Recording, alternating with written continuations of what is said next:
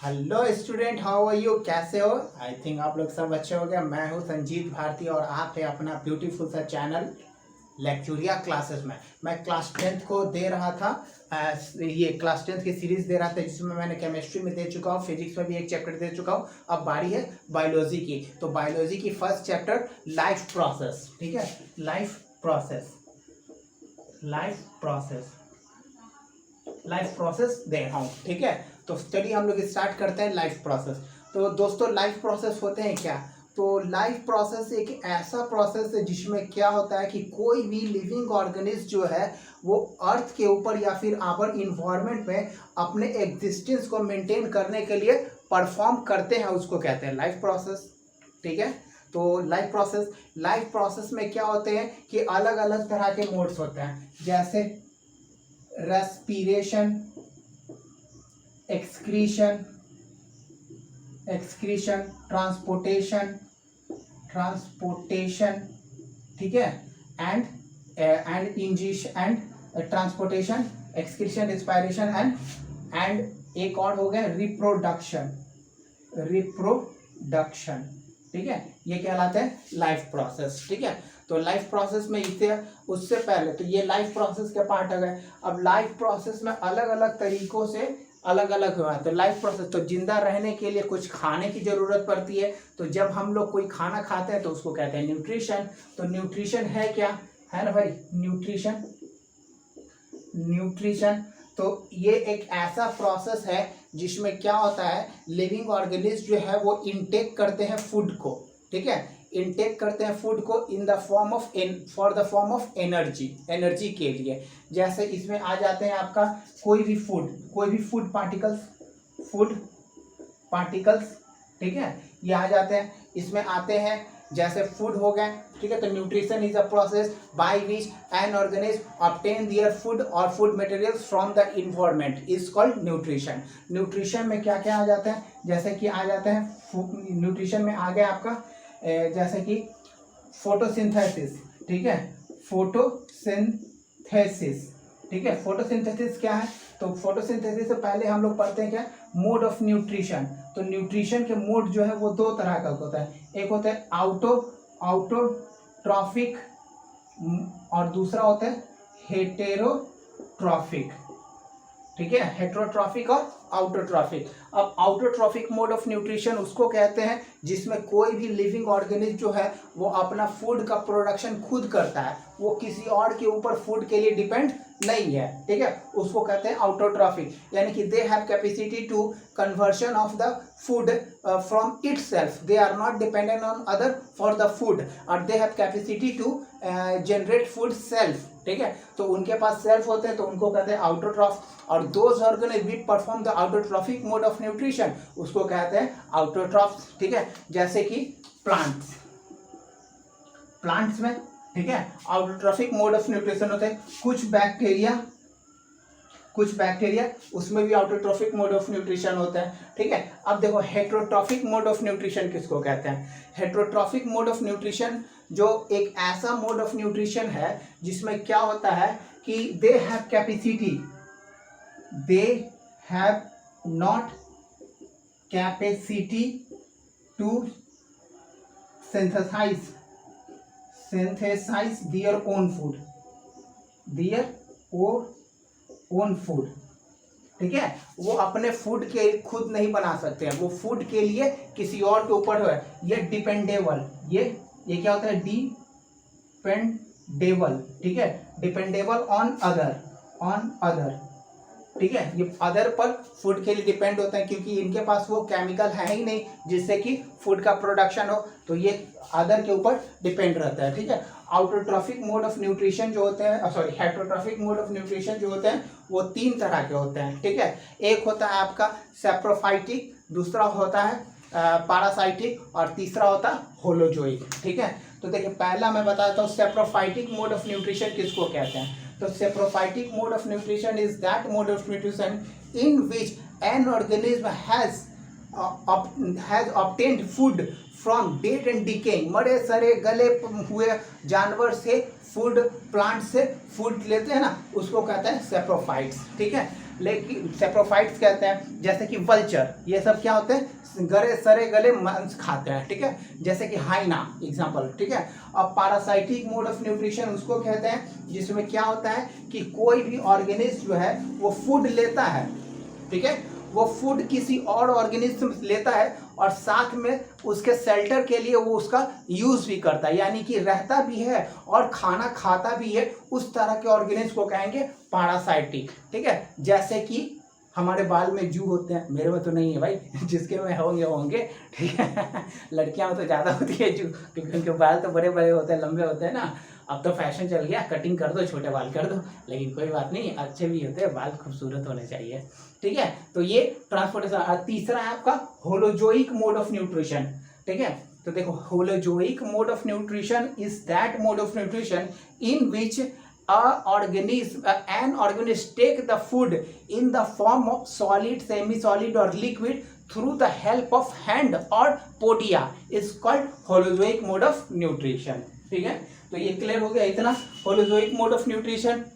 अब ये सब क्लियर हो गया इतना इसमें, अब इसमें कोई दिक्कत नहीं है। अब देखते हैं क्या, न्यूट्रिशन में आते हैं, ठीक है। तो न्यूट्रिशन में आ गए, न्यूट्रिशन में ये सब क्लियर हो गया। अब चलते हैं फोटोसिंथेसिस, ठीक है। न्यूट्रिशन के सबसे इंपॉर्टेंट चीज है क्या, फोटोसिंथेसिस। फोटोसिंथेसिस, ठीक है। फोटोसिंथेसिस होता है क्या, देखिए, फोटोसिंथेसिस नाम से ही पता चल रहा है, फोटो मीन्स होता है क्या, लाइट, और सिंथेसिस मीन्स होता है मेक, ठीक है, या प्रिपेयर। देखो, फोटोसिंथेसिस एक ऐसा लिविंग प्रोसेस है जिसमें क्या होता है कि लिविंग ऑर्गेनिज्म जो है वो फूड का प्रोडक्शन सेल्फ करता है, ठीक है। वो कुछ ऐसे इनऑर्गेनिक सब्सटेंसेस और ऐसे चीज का यूज करता है जिससे कि फूड का प्रोडक्शन वो खुद कर लेता है। जैसे inorganic substances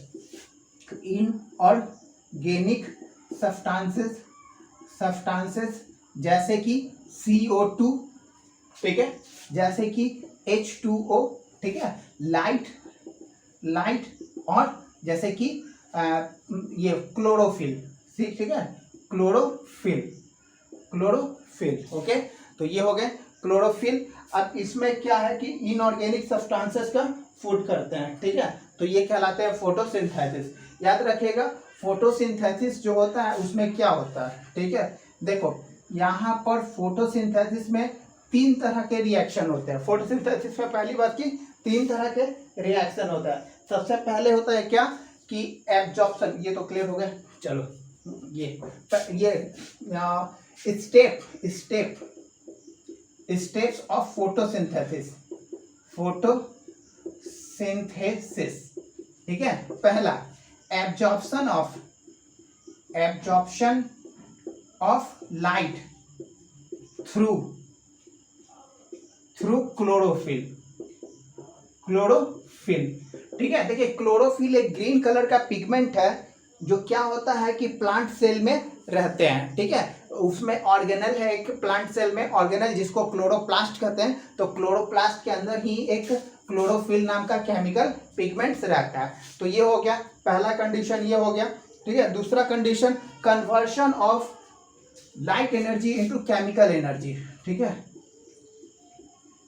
conversion of light energy into chemical energy, ठीक है। लाइट एनर्जी से केमिकल एनर्जी में कन्वर्सन होता है, ठीक है। तो 2 कंडीशन हो गया। तीसरा कंडीशन स्प्लिटिंग, तीसरा कंडीशन में क्या है, splitting of water into hydrogen and oxygen, ठीक है, हाइड्रोजन एंड ऑक्सीजन, ठीक है। और चौथा है रिडक्शन ऑफ कार्बन डाइऑक्साइड, चौथा में आ गया, ठीक है। Reduction of CO2 carbon dioxide from hydrogen from hydrogen and formed glucose. ठीक है, तो ये 4 कंडीशन है जो फोटोसिंथेसिस में होते हैं, 4 स्टेप हैं। ठीक है, देखिए रिडक्शन का मतलब क्या होता है? रिडक्शन का मतलब होता है क्या? रिडक्शन मीन्स होता है क्या? ठीक है, एडिशन ऑफ हाइड्रोजन इसको रिडक्शन। तो लास्ट में क्या होता है कि जैसे ही यहां पर इसमें क्या होता है कि H2O को हीटिंग कर देते हैं तो ये हाइड्रोजन और ऑक्सीजन में टूट जाता है। ठीक है, हाइड्रोजन और ऑक्सीजन में टूट जाता है तो ये हाइड्रोजन जो है ना, ये CO+H2 इसके साथ मिलकर C6H12O6 यानी कि इसको कहते हैं क्या? ग्लूकोज। ठीक है, इसको ग्लूकोज कहते हैं, ग्लूकोज में कन्वर्ट हो जाते हैं। ठीक है, तो ये इस तरह से फॉर्मेशन। तो चलो इसका देख लेते हैं एक फ्रेश सा ये ठीक है, कैसे फोटोसिंथेसिस के, क्योंकि लिखने के लिए आएंगे। ठीक है, फोटोसिंथेसिस देखो यहाँ पर CO2+H2O। ठीक है, यहाँ पर क्लोरोफिल और लाइट। ठीक है, यहां पर बनाएंगे क्या? C6H12O6 plus oxygen. ठीक है, तो फोटोसिंथेसिस जब होते हैं तो इसमें कार्बन डाइऑक्साइड और वाटर का कॉम्बिनेशन होता है in the presence of sunlight और क्लोरोफिल के, तो ये कन्वर्ट हो जाते हैं ग्लूकोज में। ठीक है, और सबसे इंपॉर्टेंट चीज है कि बाई प्रोडक्ट के रूप में निकलता है क्या? ऑक्सीजन निकलता है। ठीक है, तो ऑक्सीजन प्लांट का कुछ काम का नहीं रहता है। ठीक है, तो कोई काम का नहीं है तो इसको क्या करेगा? इसको रिलीज करता है, एनवायरमेंट में रिलीज कर देता है और हम लोग ह्यूमन बींग्स उसका यूज करते हैं। ठीक है, ये चीज हो गया। अब देखिए यहाँ पर अब इसके बाद तो ये तो प्लांट्स में हो गया। अब देखिए nutrition in amoeba, nutrition in paramecium, ये सब देख लेते हैं। ये तो प्लांट्स में हो गया। ठीक है, nutrition in amoeba, nutrition in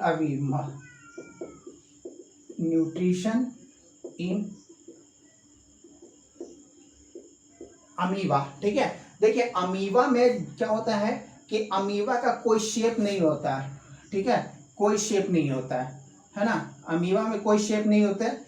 इसमें क्या होते हैं कि एक जहां जिस तरफ फूड रहता है ना, ठीक है, उस तरफ क्या करते हैं? एक स्यूडो यानी कि फॉल्स फूड का फॉर्मेशन करता है, जिसको कहते हैं क्या?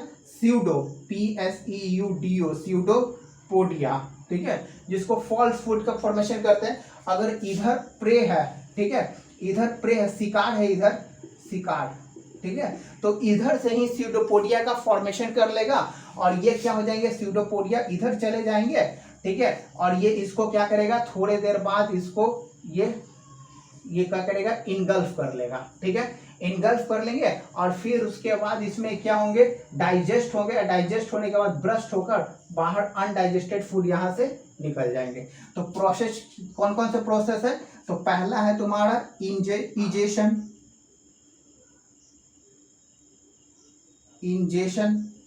ठीक है, दूसरा है तुम्हारा डाइजेशन।